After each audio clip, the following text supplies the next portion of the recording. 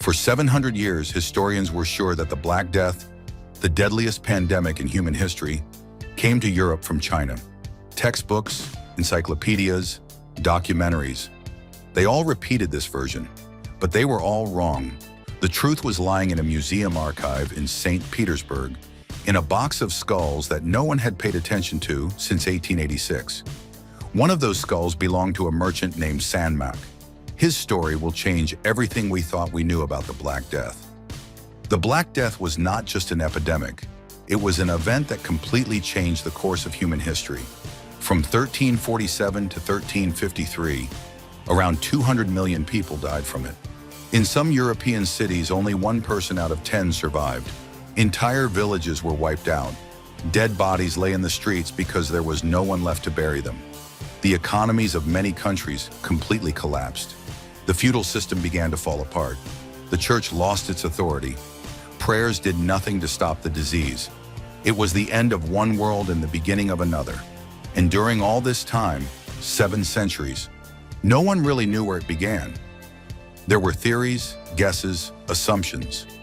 China, India, the Mongolian steppes, historians argued, but no one had proof. Until 2019, when a Scottish historian named Philip Slavin went into an archive to study the economic effects of the plague. Slavin was researching grain prices, population data, and trade routes. It was a boring academic project, but to get the full picture, he decided to check every mention of the plague in historical records, even the earliest and most questionable ones. At some point, he came across a strange entry. In 1889, a Russian archaeologist named Daniel Khvolson had published a catalog of gravestone inscriptions from Central Asia. Among the hundreds of records, a few stood out. On gravestones dated 1338 to 1339, there were inscriptions in the Syriac language, and many of them listed the cause of death as pestilence, a plague. Khvolson noted this as an interesting detail and never returned to it again. But Slavin realized it could be very important. The year 1338 was 9 years before the plague reached Europe. Central Asia is on the trade route between East and West. He began digging deeper and found that the gravestones came from 2 cemeteries near Lake Issyk-Kul, in what is now Kyrgyzstan. In 1885, excavations were carried out there, and the archaeologists brought not only copies of the inscriptions to St. Petersburg, but also the skeletons themselves. So Slavin traveled to St. Petersburg to the Museum of Anthropology and Ethnography. In the storage rooms in old wooden boxes lay the skulls and bones brought back 130 years earlier. Field notes from the expedition were stored with them. Slavin started reading and couldn't believe his eyes. In just 2 years, from 1338 to 1339, 118 people had died in that small settlement. For a community of only a few hundred people, that was a catastrophic death rate. On dozens of gravestones, the cause of death was written, died of pestilence. But who were these people? Judging by what was found in the graves, they were not ordinary farmers. They were Nestorian Christians, traders on the Silk Road. In their graves, archaeologists found pearls from the Indian Ocean, coins from Persia, and Mediterranean pottery. It was a crossroads of trade routes, a place where caravans from all over the known world would pass through. Slavin was a historian, not a geneticist. He could only build theories. But he understood, if this really was the plague, if these people had died from that same terrible disease, then it changed everything. He wrote a paper and presented his findings at a conference, and there people heard him, people who had the tools to test his theory. A team of paleogeneticists at the Max Planck Institute in Germany had already been collecting plague DNA from all over the world for several years, from modern rodents, from ancient graves, over 1,300 samples. They were building something like a family tree of the bacteria to understand how it had changed over time. And then the scientists noticed something strange. In the early 14th century, something happened to the bacterium. From a single strain, 4 different versions suddenly appeared. It was as if the bacteria had started mutating at an incredible speed. One of these 4 versions became the Black Death, the one that killed half of Europe. But where did this happen? Where was patient 0? When the geneticists heard about Slavin's discovery, they immediately understood. This might be the answer. But how could they be sure? The skulls had been in the ground for nearly 700 years and then sat in a museum for another 130. What were the chances that the DNA of the bacterium had survived? Ancient DNA usually breaks down and falls apart into fragments. But there's one place in the human body where it can sometimes remain: the teeth. Tooth enamel protects the pulp inside the tooth, and in that pulp, traces of bacteria from the person's blood at the time of death can still survive. A very delicate process began. First, they had to get permission to drill into ancient skulls. These were museum artifacts, historical treasures.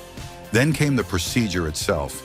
In a sterile lab, wearing protective suits to avoid contaminating the samples with modern DNA, the scientists carefully drilled into the teeth of 7 individuals.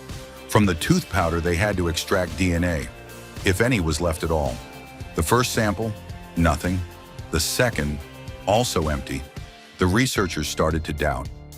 Maybe the DNA hadn't survived. Maybe it wasn't the plague, but some other disease. The third sample. And there it was, faint but clear. DNA from Yersinia pestis. The fourth, nothing again. The fifth, positive. In the end, out of 7 samples, they found plague DNA in 3. But finding the DNA was only the beginning. They had to sequence the genome to read the genetic code of the ancient bacterium. It's like assembling a puzzle with a million pieces, most of which are missing, and the rest are faded and bent. Weeks of work, complex computer algorithms, and comparisons with known reference samples followed. And then the result was ready. The scientists looked at the screen and couldn't believe their eyes. The strain from Kyrgyzstan wasn't just one of many plague variants. It was the original one. It sat at the very root of that evolutionary explosion of the 14th century. All 4 new lines came from it. It was the ancestor, the ground zero, the beginning of it all. What's more, comparison with European Black Death samples showed a direct relationship. The difference was only 1 or 2 mutations, as if tracing a family tree and finding a great-great-grandfather. No doubt remained was the plague that killed half of Europe started right here, in the Tian Shan Mountains, in 1338. But how did an animal disease suddenly become a human disease? The area around Lake Issyk-Kul is a natural reservoir of plague.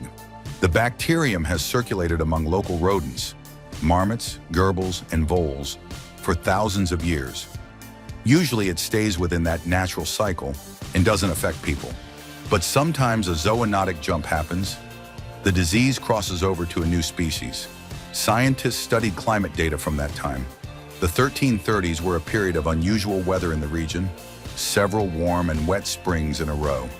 Vegetation grew wildly and food became plentiful. The rodent population exploded. More rodents meant more fleas. More fleas meant a higher chance that an infected flea would bite a human. Maybe a hunter caught a marmot for dinner. Maybe children were playing near rodent burrows.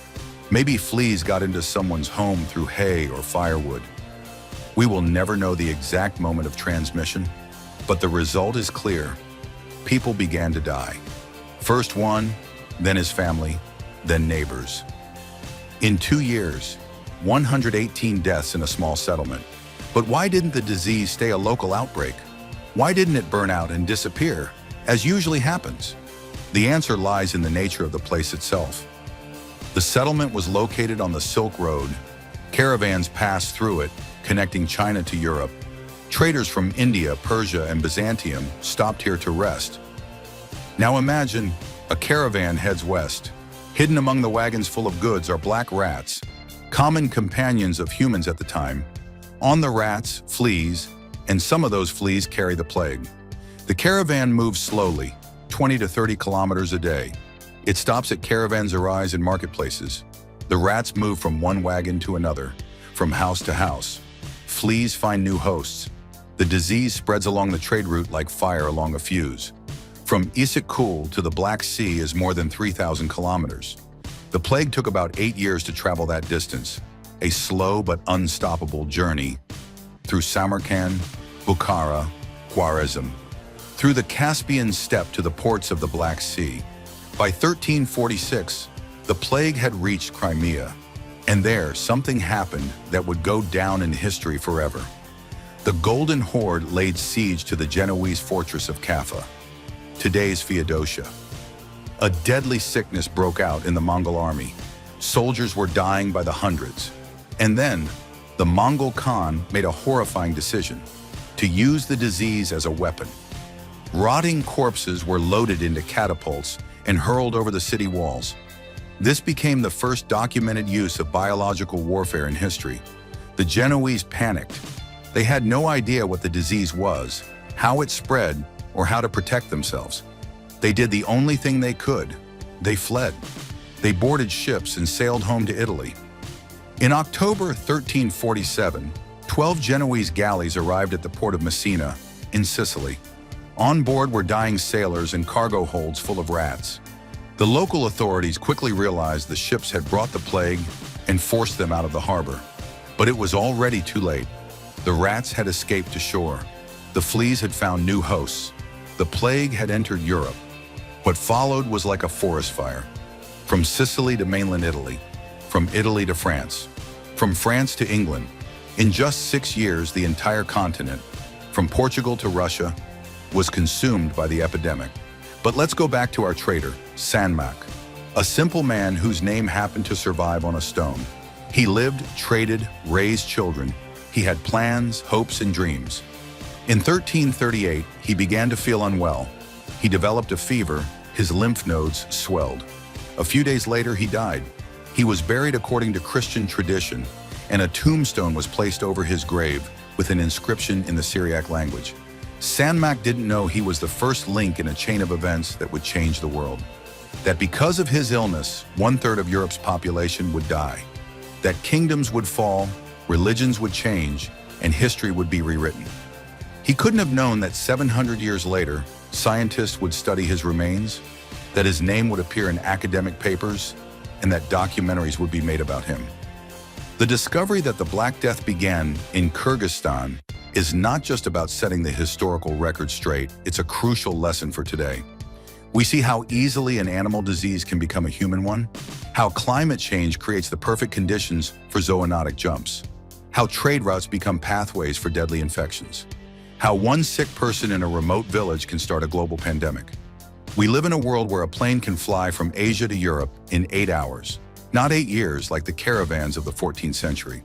A world where 7 billion people are connected in a single network, where the destruction of natural ecosystems constantly creates new chances for viruses and bacteria to jump to humans. The story of San Mac and the Black Death is not just a tale from the past. It is a warning about the future. The forgotten skulls in a museum in St. Petersburg held a secret for 7 centuries. It took the persistence of a historian, the skill of geneticists, and a bit of luck to uncover it. Now we know the Black Death didn't start in China, India, or the Mongol steppes. It began in a small trading settlement near Lake Issyk-Kul in the Tian Shan Mountains in 1338, with an ordinary merchant named San Mac, with the bite of a single infected flea that changed the course of human history.